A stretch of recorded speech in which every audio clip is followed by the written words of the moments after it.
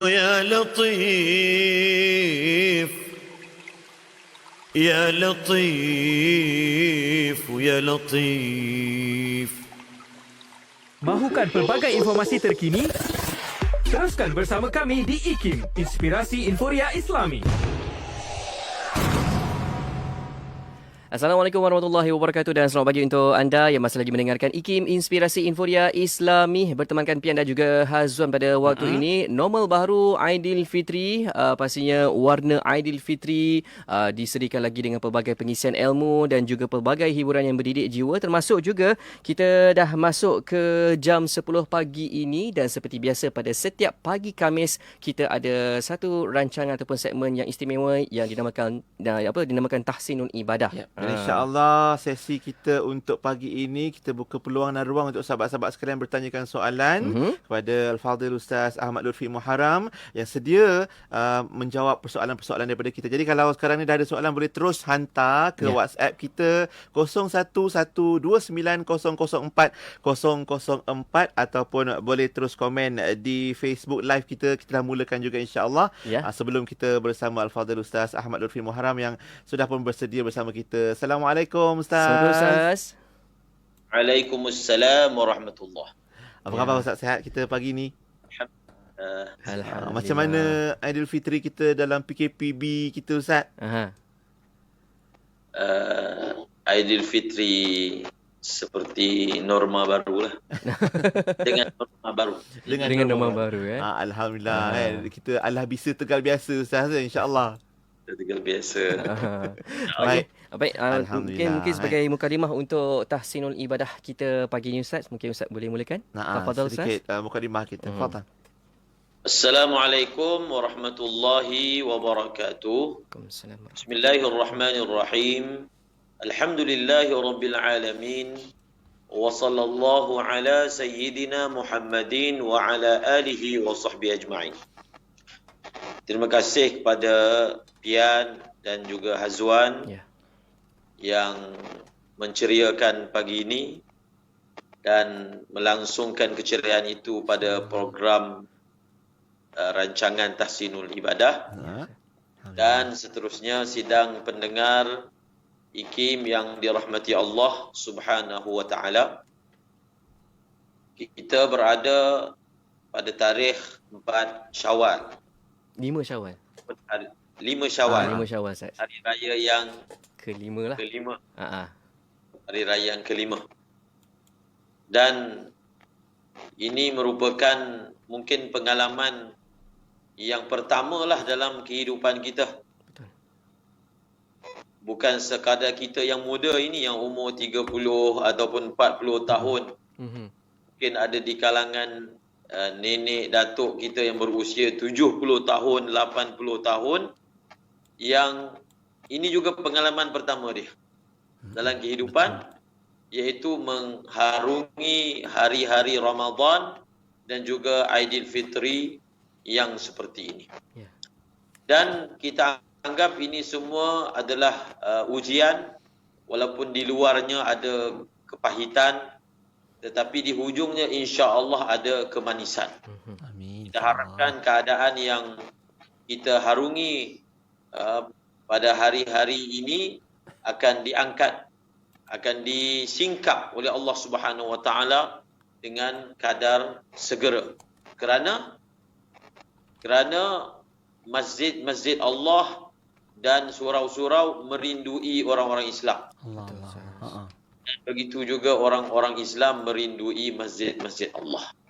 Dalam masa yang hampir, dalam masa yang dekat, insya-Allah semua keadaan ini akan berubah. Yang penting kita hendaklah mempunyai niat dan azam dan mempunyai kesungguhan, keinginan daripada hati untuk dikembalikan keadaan seperti sedia kala, insya-Allah. Insya-Allah. Alhamdulillah. Itu dia. Terima kasih Ustaz untuk doa-doa dan juga ramai bila pagi ni mendengarkan apa yang Ustaz sebutkan. Rasa rindu sangat sebenarnya nak kembali ke masjid, ke surau untuk mengimarahkan rumah Allah tu Ustaz, insya-Allah dengan azam. Dan alhamdulillah daripada perkongsian Ustaz minggu lepas juga ramai dapat panduan terbaik untuk solat Aidilfitri, untuk meraihkan Aidilfitri bersama keluarga walaupun dalam tempoh PKP, dalam keterbatasan tu, alhamdulillah ramai yang dapat manfaat daripada Al-Fadhil Ustaz Ahmad Lutfi menerusi segmen Tahsinul Ibadah. Baik, boleh kita mula Ustaz soal jawab daripada sahabat-sahabat kita Ustaz? Aha.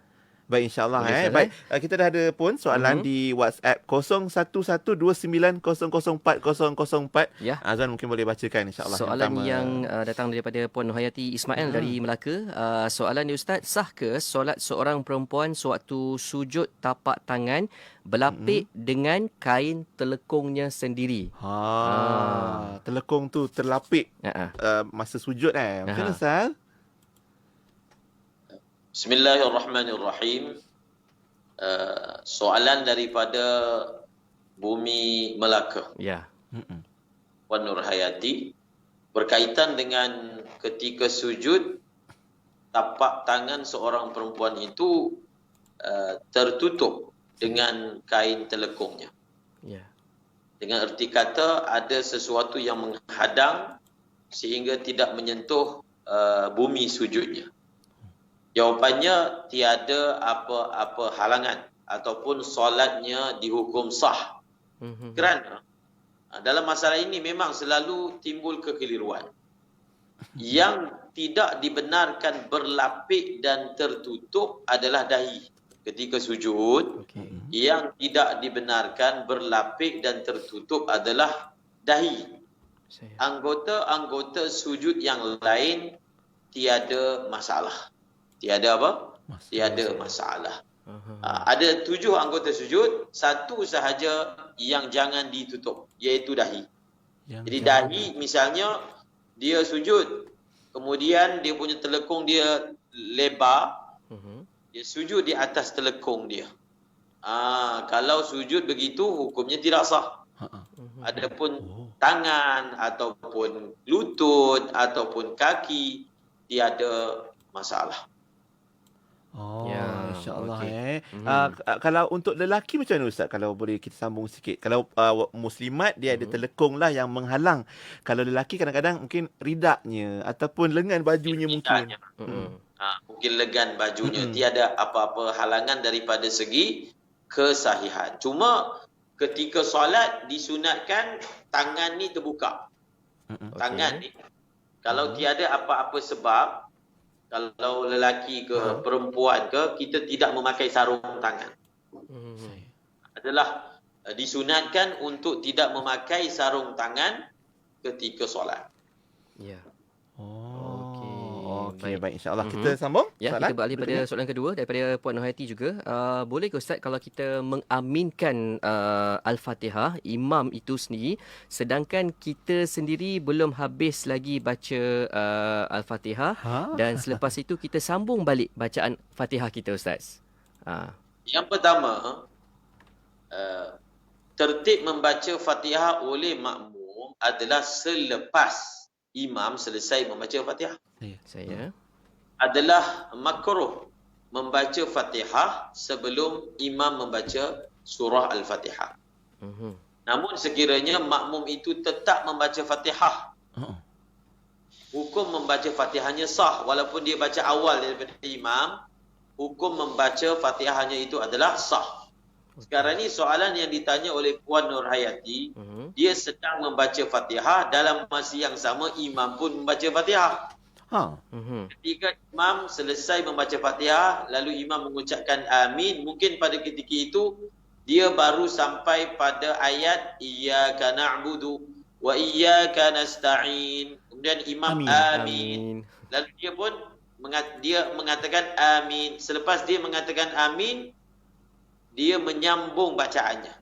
Iyyaka na'budu wa iyyaka nasta'in. Amin. Ihdinas siratal mustaqim. Begitu. Begitu bentuk persoalannya. Adakah sah ataupun tidak? Di dalam membaca surah Al-Fatihah, sekiranya ketika kita membaca surah Al-Fatihah, kita menyelanginya dengan perkataan lain, ataupun kita menyelanginya dengan zikir lain, perbuatan tersebut akan menyebabkan bacaan Fatihah kita itu terputus. Bacaan Fatihah kita itu terputus. Apa maksudnya bacaan Fatihah kita itu terputus? Kita perlu mengulangi bacaan Fatihah itu daripada awal semula. Okey. Zikir yang akan menyebabkan bacaan Fatihah kita itu terputus ini adalah zikir yang tak ada kaitan dengan sembahyang. Kalau zikir itu ada kaitan dengan sembahyang, tidak mengapa. Apakah contoh zikir yang ada kaitan dengan sembahyang? Apa contohnya, Pian? Zikir, Contohnya, Allahu Akbar. contohnya bacaan amin. Oh, amin. Okey. Contohnya bacaan amin. Ha. Jadi bacaan amin adalah contoh yang Oh, dia bukan ayat. merupakan zikir yang ada kaitan dengan sembahyang. Kerana amin adalah perkara yang disunatkan dilafazkan ketika mendengar imam membaca amin. Dan apakah contoh zikir yang tiada kaitan dengan sembahyang? Contoh zikir yang tak ada kaitan dengan sembahyang ini, contohnya dia membaca surah Al-Fatihah, kemudian dia bersin, lalu dia mengatakan Alhamdulillah. Ha. Okey. Alhamdulillah ini memang zikir luar, tak ada kaitan langsung dengan sembahyang. Oh, Maka sekiranya ketika dia sedang membaca Fatihah, lalu dia mengucapkan Alhamdulillah sebagai zikir bersin, dia telah membawa di tengah surah Al-Fatihah zikir luar. Apabila dia bawa zikir luar, bacaan Al-Fatihahnya itu batal. Batal bukan maksudnya semayang dia batal. bukan Bacaan semayang. Fatihahnya batal. Aha. Apabila bacaan Fatihahnya batal, dia perlu mengulangi semula bacaan Al-Fatihahnya. Ringkas kepada soalan yang ditanya oleh Puan Nur Hayati, bacaan Fatihahnya sah. Sah Aha, insya-Allah itu Okey. menjawab soalan lah ya. Sah lah ya Ustaz, insya-Allah. Baik. InsyaAllah. Alhamdulillah. Dan sahabat kita juga, ramai juga yang dah bertanya ni Ustaz tentang bila masuk Syawal, puasa 6 sedang dimulakan, dah mulakan pun alhamdulillah. Jadi mungkin Ustaz boleh jelaskan sikit Ustaz tentang kaifiat dan mungkin fadilat sambil-sambil kita saring soalan-soalan daripada sahabat kita tentang puasa 6 Syawal Ustaz. Fadilat berpuasa 6 seperti yang diriwayatkan di dalam hadis yang berbunyi man shama ramadhana summa atba'ahu sittan min syawal faka'annahu shama as-sanah ataupun shama ad-dahr. Barang siapa yang berpuasa di bulan Ramadan, kemudian dia susuli dengan berpuasa 6 hari di dalam bulan Syawal, seolah-olah dia telah berpuasa seumur hidupnya. Ataupun dalam satu riwayat yang lain, seolah-olah dia telah berpuasa selama setahun. Ya.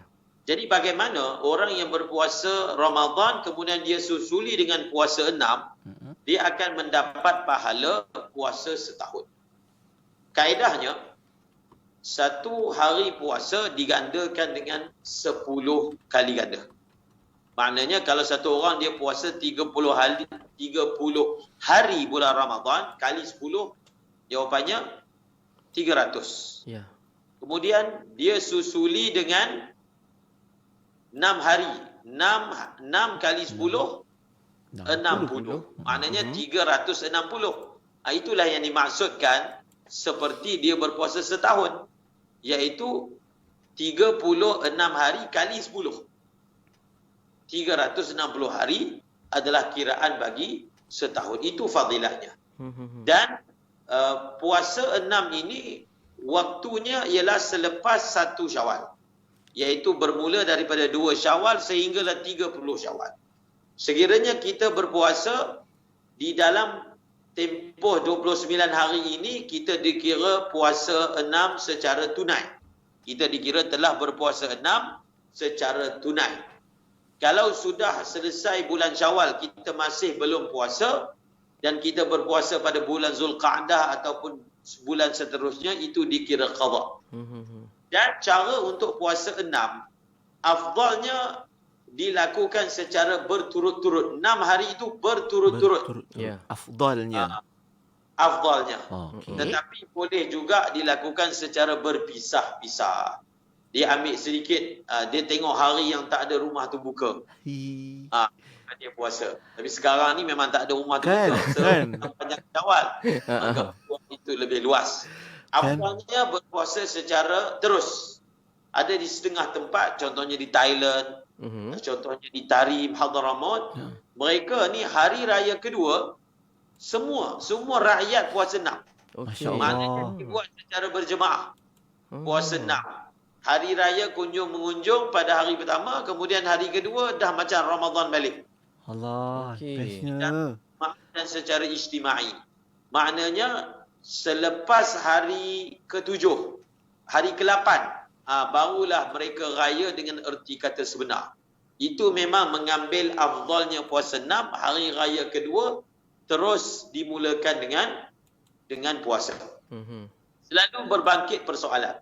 Adakah puasa 6 ini boleh digabungkan dengan puasa qada? Dia selalu berbangkit kepada perempuan. Perempuan yang di bulan Ramadan tidak dapat menyempurnakan puasa Ramadan 30 hari kerana datang bulan. Jadi dia mengambil peluang puasa 6 dengan apa? Menggabungkan puasa qada bersama dengan puasa 6. Adakah harus dan boleh berbuat demikian? Jawapannya boleh. Jawapannya apa? Jawapannya boleh untuk digabungkan antara puasa 6 dan juga puasa qada. Namun ulama menyatakan pahalanya tak samalah. Pahalanya tidak sama dengan seorang yang mana dia selesaikan dulu puasa qada. Selepas dia selesaikan puasa qada, dia susuli pula dengan puasa 6. Itu yang lebih afdal. Tetapi ialah masyarakat kita bukan semuanya kuat. Kalau dia tahu selesaikan dulu qada, kemudian susuli pula dengan puasa 6, dia rasa banyak. Dia rasa besar. Jadi kita boleh cadangkan untuk menggabungkan antara puasa 6 dengan puasa qada. Dan sebenarnya puasa 6 ini dia boleh digabungkan dengan puasa lain juga. Contohnya, satu orang dia puasa 6 pada hari Khamis dan hari Isnin. Lalu dia meniatkan dia puasa 6 dalam masa yang sama puasa Isnin Khamis. Isnin Khamis. Okey. Contohnya Isnin Khamis itu pula berlaku pada tarikh hari-hari putih. 13, 14, 15. Maka dia niatkan ini puasa 6, dalam masa yang sama ini puasa putih. Dan mungkin dia gabungkan sekali dengan puasa qada dan dia gabungkan sekali dengan puasa Isnin dan Khamis. Dia kena faham maksud gabung ini. Ulama menyatakan apa maksud puasa 6 di bulan Syawal? Maksudnya kamu ketika bulan Syawal ada puasa. Mewujudkan puasa. Mewujudkan puasa. Tidak kisahlah puasa yang kamu buat di bulan Syawal itu adakah puasa Isnin Khamis ataupun puasa hari-hari putih ataupun puasa qada. Yang diminta itu mengadakan puasa di bulan Syawal. Jadi kalau puasa yang kita adakan di bulan Syawal itu adalah puasa qada, kita dikira telah mengadakan puasa. Kalau puasa itu adalah puasa Isnin Khamis, kita telah dikira telah mewujudkan puasa. Jadi itu yang dimaksudkan menggabungkan niat-niat di dalam satu hari. InsyaAllah. Jadi harap-haraplah kita dapat usahakan juga Ustaznya. Adakan juga puasa 6 dalam bulan Syawal ni dengan niat yang Ustaz dah sebutkan tadi, macam mana panduan kaifiat dan kaedahnya, insyaAllah Ustaz. Ustaz, kita nak berehat kejap boleh untuk pusingan pertama ni, dan kita akan sambung dengan soalan berikutnya daripada sahabat-sahabat kita di WhatsApp 0112900404 ataupun di ruangan komen Facebook Live kita untuk soal jawab ibadah pagi ini. Ya, untuk anda semua jangan ke mana-mana, terus saja setia bersama kami hanya di IKIM Inspirasi Inforia Islami.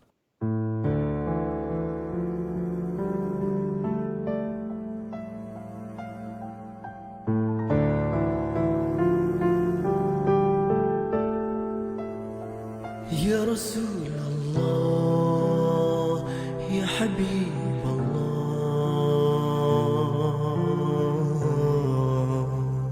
Salamun alaik, Salamun alaik, Allah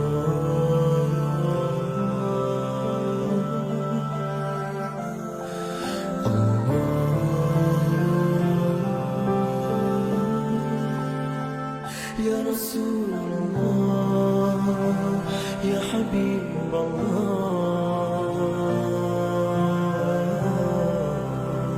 سلام عليك سلام عليك يا رسول الله يا حبيب الله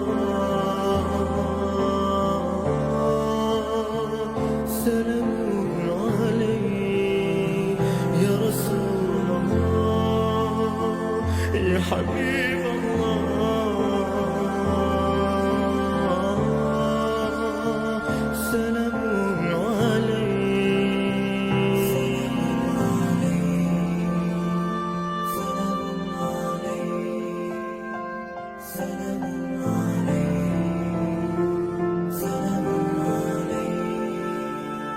يا رسول الله يا حبيب الله سلام عليك سلام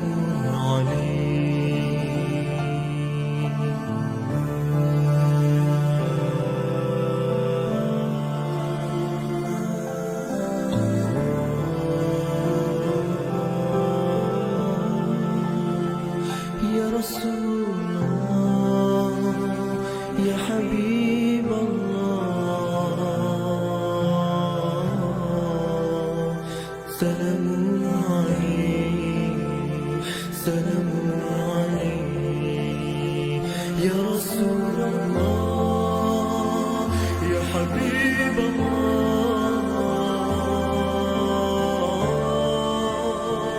سلام عليك يا رسول الله يا حبيب الله سلام عليك سلام عليك سلام عليك. Terima kasih untuk anda yang masih lagi setia bersama kami di IKIM Inspirasi Inforia Islami Normal Baru Aidilfitri pertemankan Pian dan juga Hazwan di Warna Aidilfitri pagi ini. Dan kita masih lagi bersama untuk rancangan Tahsinul Ibadah Istimewa Aidilfitri bersama dengan Al-Fadhil Ustaz Ahmad Lutfi Muharram. Dan Alhamdulillah, terima kasih sahabat-sahabat sekalian, tak kira di mana jua berada. Ramai juga yang terus menonton juga di Facebook kita hari ini, Ustaz, ya, untuk soal jawab ibadah kita. Macam-macam soalan kita raikan. Okey, kita ada soalan kita yang berikutnya ni daripada di komen di Facebook kita. Ustaz, macam mana dengan orang yang was-was ketika baca Al-Fatihah? Contohnya dia susah nak sebut iyyaka na'budu, mungkin ada sebutan makhraj dan sebagainya, sangkut-sangkut. Jadi bila start ada terdiam untuk permulaan ayat tadi, adakah Fatihah hanya batal dan mungkin apa kaedah terbaik untuk menyelesaikan masalah was-was bacaan tadi, Ustaz? Ya, tafadhal Ustaz. Bismillahirrahmanirrahim. Was-was ni dia ada dua sebab. Pertama, jahil. Jahil itu maksudnya kekurangan ilmu. Ya. Yang kedua adalah masalah jiwa. Ya. Masalah jiwa. Jadi apa maksud jahil? Maksud jahil ialah dia menyangka ketika wudu, ketika mandi junub, ketika solat, dia dituntut dengan suatu perkara sedangkan dia tidak dituntut sampai tahap itu. Okey. Agama tidaklah sampai tahap itu, tetapi dia sangka. Dia sangka, itu yang kita maksudkan jahil. Jahil maksudnya dia kekurangan ilmu pada perkara apa sebenarnya yang dia dituntut. Adakah seperti yang dia sangka sehingga dia telah melakukan secara berlebihan. Jadi untuk sekiranya was-was ini sebabnya adalah jahil, maka dia perlu penuhkan ataupun dia perlu sempurnakan pengetahuan. Misalnya, dia tidak faham tentang apakah yang dimaksudkan air musta'mal. Sehingga dia menyangka apabila tangan dia terangkat sedikit ketika wudu, dia punya basuhan sebelum ni sudah tidak sah. Lalu dia mengulangi basuhannya Sedangkan apa yang dia tahu itu salah. Maka dia bertanyalah kepada alim ulama, apa sebenarnya yang saya dituntut? Adakah setara yang saya sangka? Ya. Ataupun sebaliknya. Jadi, hilangkan dengan cara apa? Dengan cara belajar. Kerana syaitan, dia akan menggunakan ruang kejahilan kita itu untuk dia was-waskan kita. Ya. Dia tutup mata kita daripada benda yang sebenarnya yang hak. Itu yang pertama. Dan yang kedua adalah masalah jiwa. Masalah jiwa ni maksudnya, dia membaca surah Al-Fatihah. Maksudnya, perkataan itu keluar daripada mulutnya sendiri. Suara itu suara dia. Telinga itu telinga dia. Ya. Tetapi kenapa datang keraguan? Oh. Was-was ini sampai ke satu tahap seseorang meragui apa yang dia cakap sendiri. Sedangkan dia yang cakap, bukan orang lain yang sebut. Tetapi kenapa boleh kita ragui apa yang kita sebut sendiri? Maka dia ada kaitan dengan jiwa. Dia ada kaitan dengan jiwa. Untuk mengatasi keadaan seperti ini, maka dia perlu kuatkan jiwa dia. Dia perlu kuatkan hati dia. Supaya dia tidak mudah terusik dengan sedikit bisikan-bisikan daripada syaitan. Jadi bagaimana caranya untuk menguatkan jiwanya adalah dengan membaca ta'wizat. Ta'wizat ni maksudnya ayat-ayat pelindung. Ya. Contohnya, dia sebelum salat membaca Qul a'udzu birabbin nas.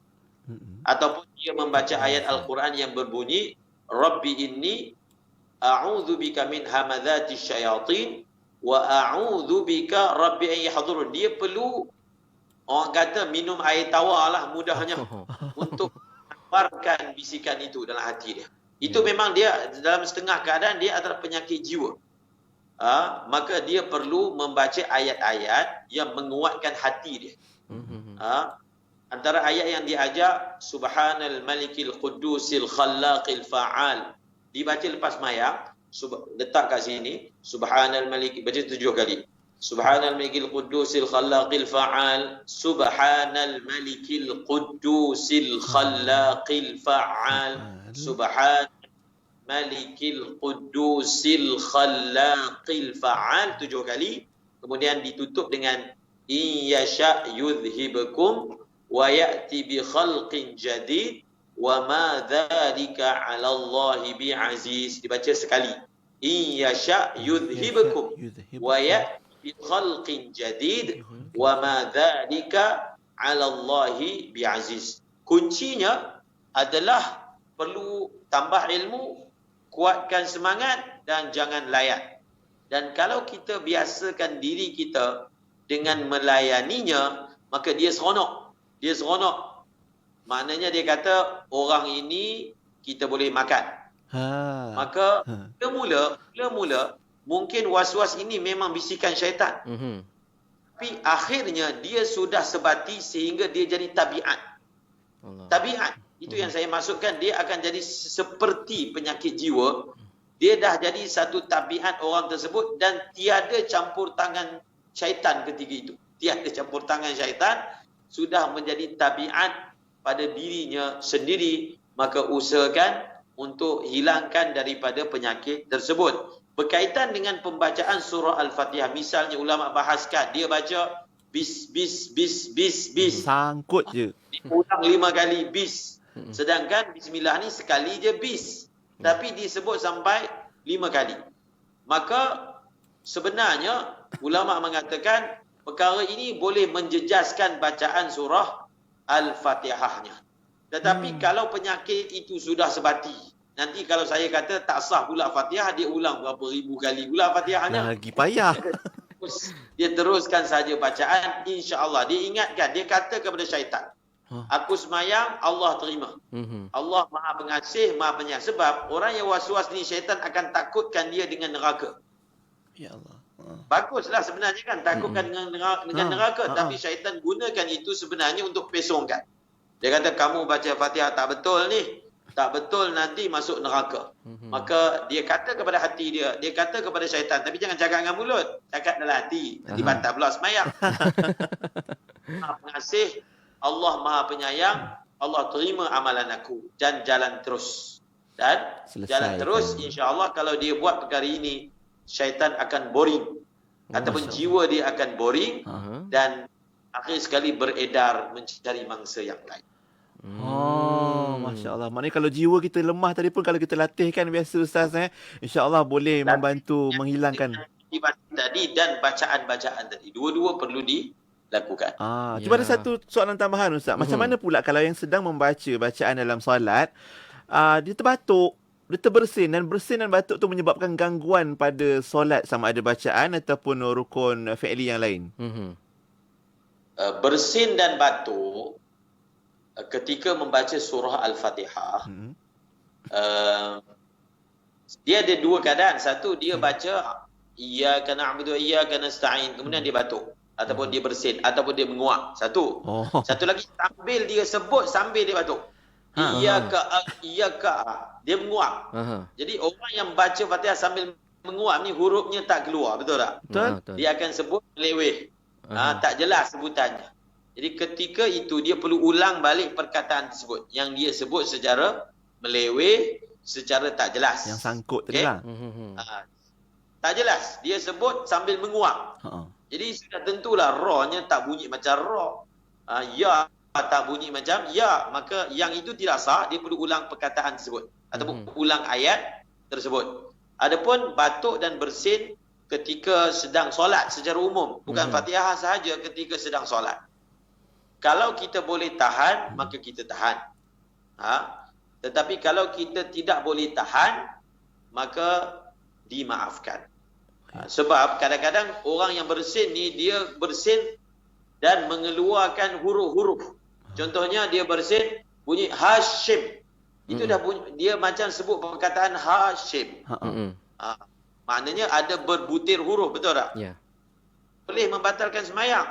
Tetapi kalau ia luar daripada kawalan, dia tidak boleh mengawal, sehingga dia terpaksa batuk juga ataupun bersin. Ada orang dia tak tahan, dia tidak menahan. Bukan dia tak tahan, dia tidak menahan.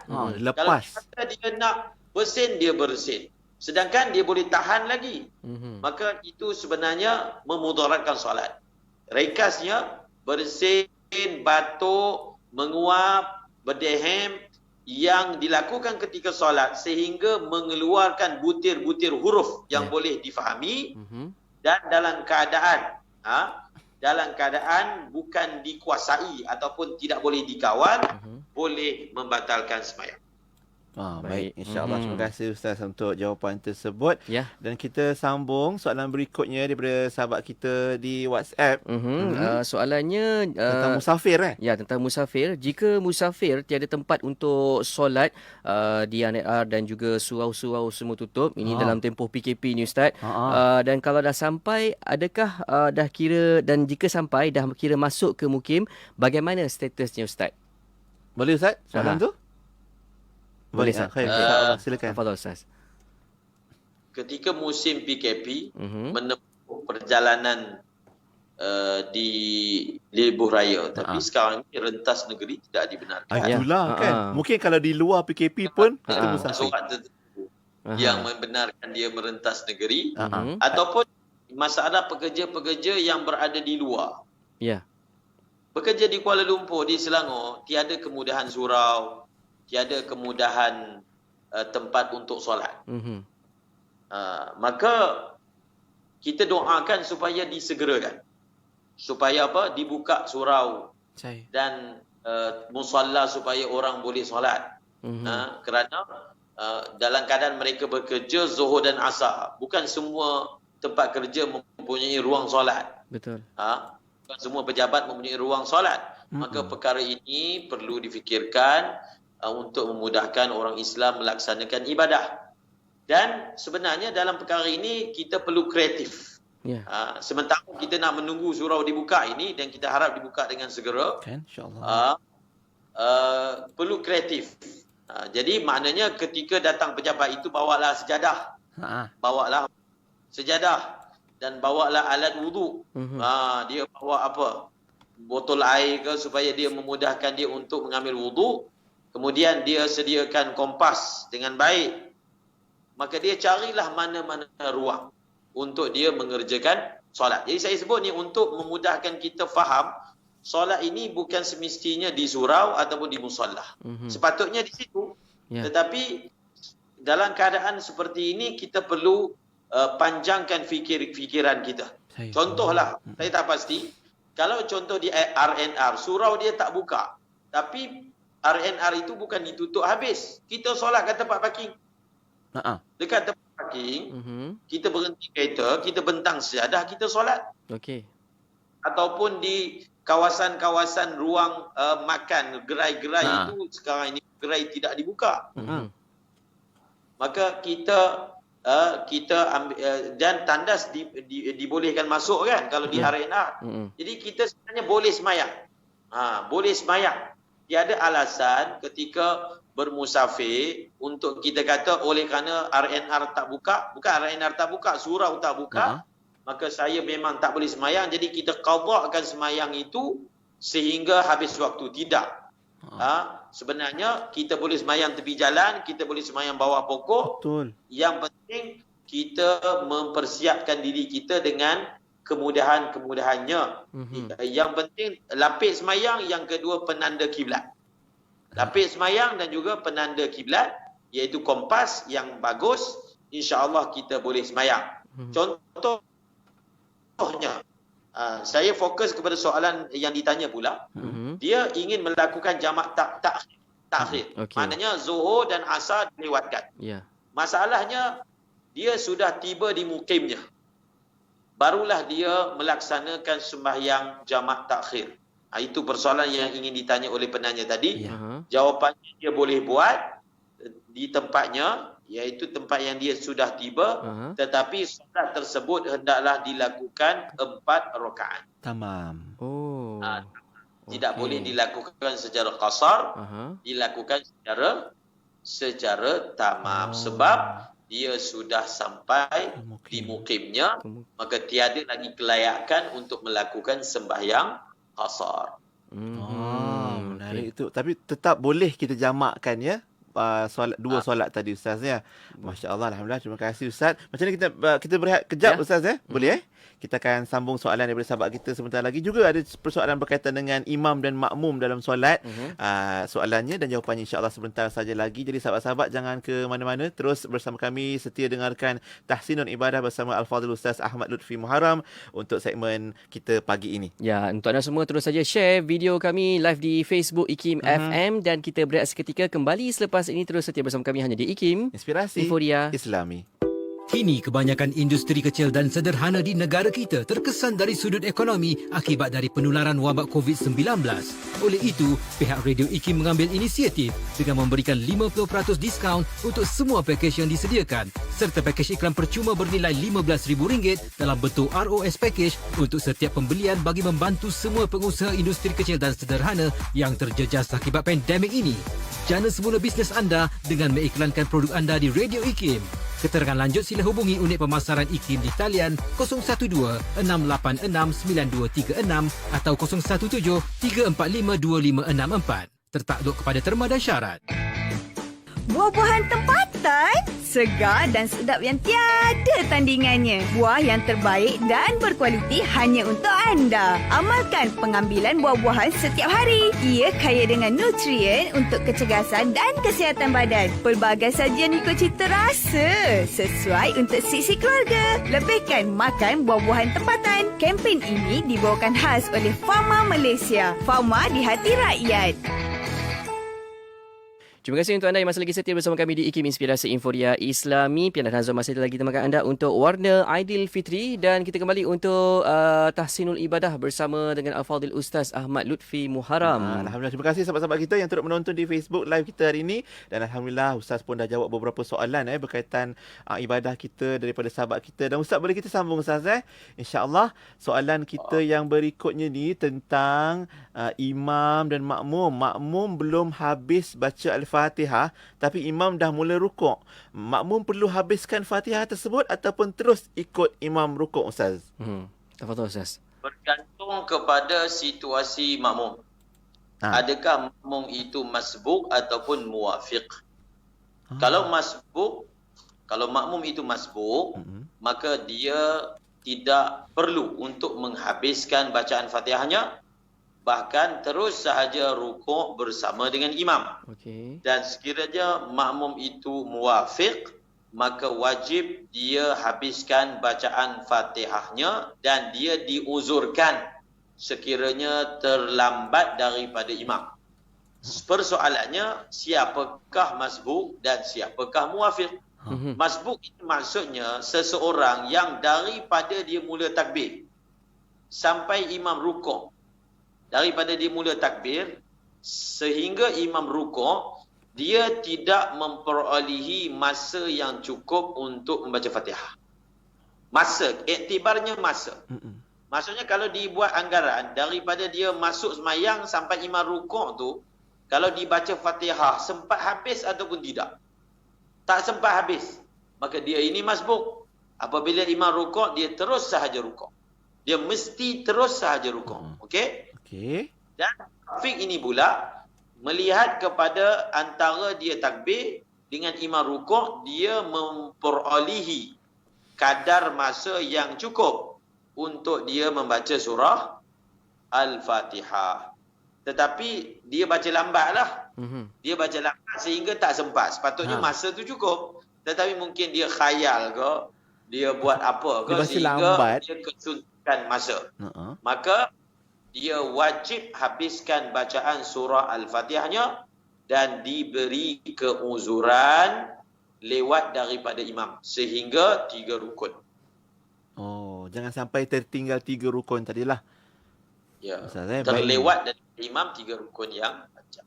Baik, terima kasih Ustaz. Soalan kita berikutnya juga tentang solat juga. Macam mana kalau sahabat kita ni tengah solat, dia terbersin dan terkeluar kahak. Ataupun mungkin terbatuk lah kot, terbatuk keluar kahak lah kan. Batuk biasa keluar kahak kan.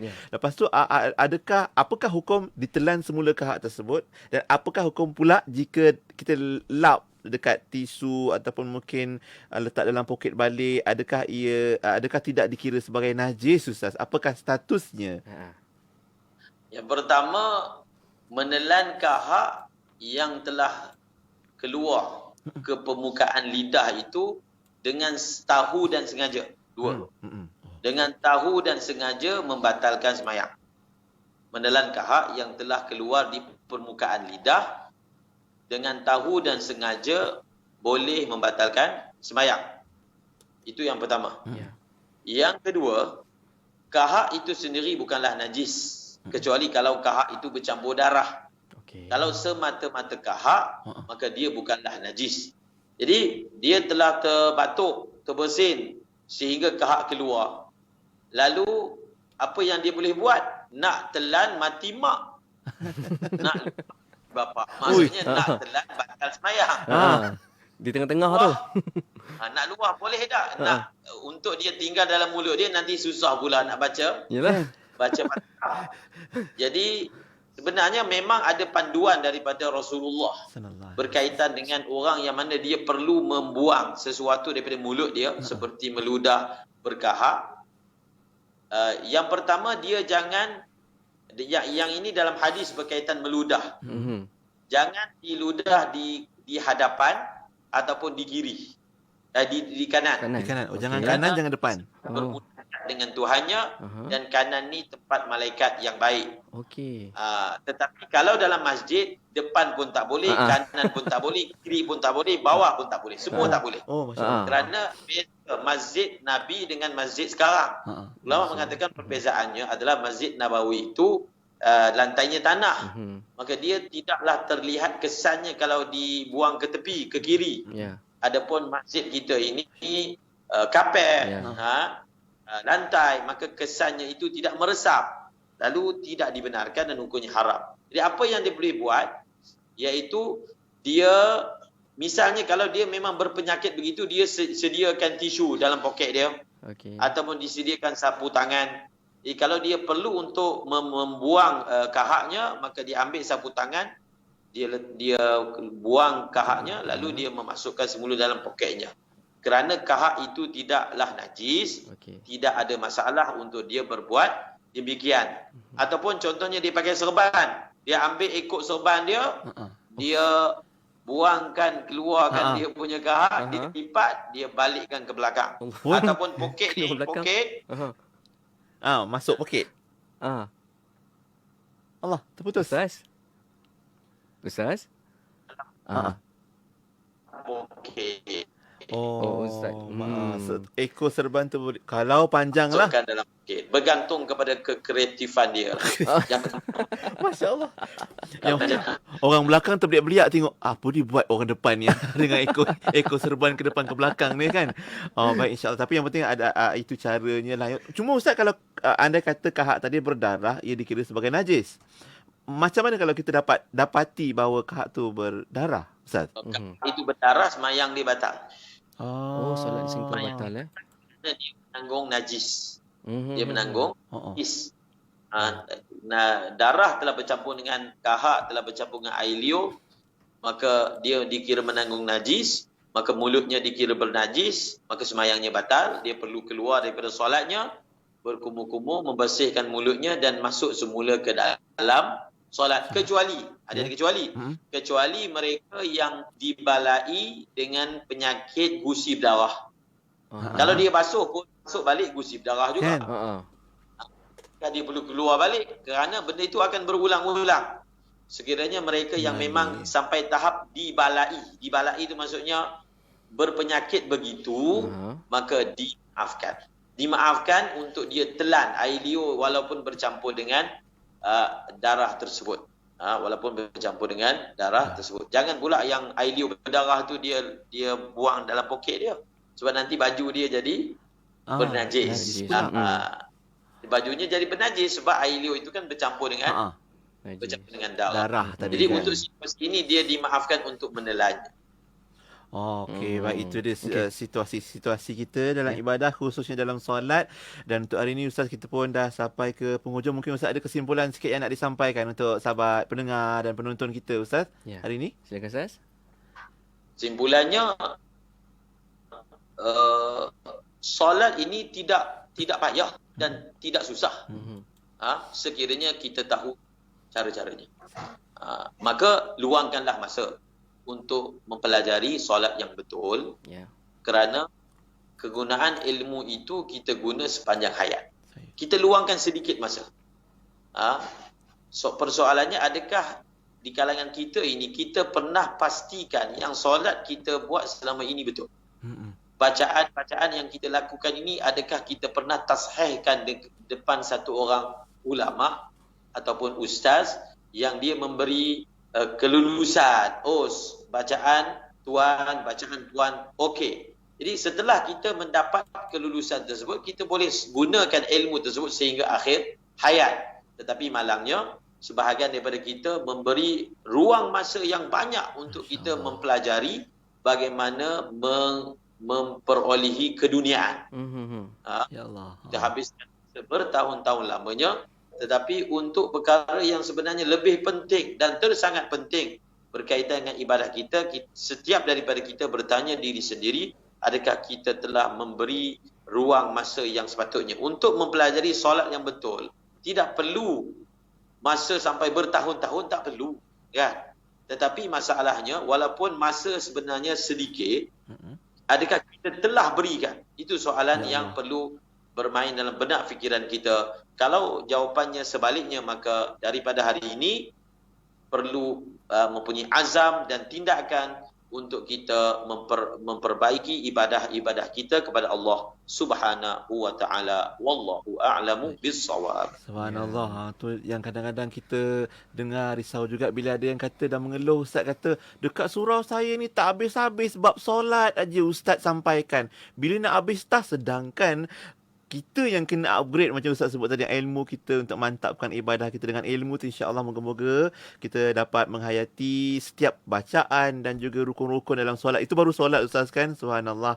Baik, dan untuk hari ini terima kasih banyak-banyak Ustaz. Kita doakan semoga Allah sentiasa pelihara Ustaz dan sisi keluarga insya-Allah dengan keberkatan ilmunya dapat kami manfaatkan sebaik mungkin untuk memantapkan ibadah kami semua dan kita bersama insya-Allah Ustaz ya. InsyaAllah. Baik, jumpa minggu depan kembali bersama Yati minggu depan Ustaz insya-Allah. Jangan serik dengan kami pula. Alhamdulillah. Baik, alhamdulillah. Terima kasih Ustaz. Assalamualaikum. Assalamualaikum Ustaz. Assalamualaikum warahmatullahi. Alhamdulillah. Itu dia Al-Fadhil Ustaz Ahmad Lutfi Muharram, Ustaz kita, pembimbing kita untuk Tahsinul Ibadah hari ini. Soal jawab ibadah telah pun dijawab beberapa soalan. Minta maaf kalau ada soalan-soalan yang tak sempat kita raikan pagi ini. Boleh kita bawakan ataupun kongsikan minggu hadapan. Ya betul. Dan kita berehat seketika sambil-sambil itu juga anda terus saja hantarkan ucapan raya anda ke WhatsApp kami 01129004 004. InsyaAllah sebentar lagi kita akan bacakan ucapan anda satu persatu ya. InsyaAllah. Okey, jangan ke mana-mana, terus dengar Warna Pagi Aidilfitri hanya di IKIM. Inspirasi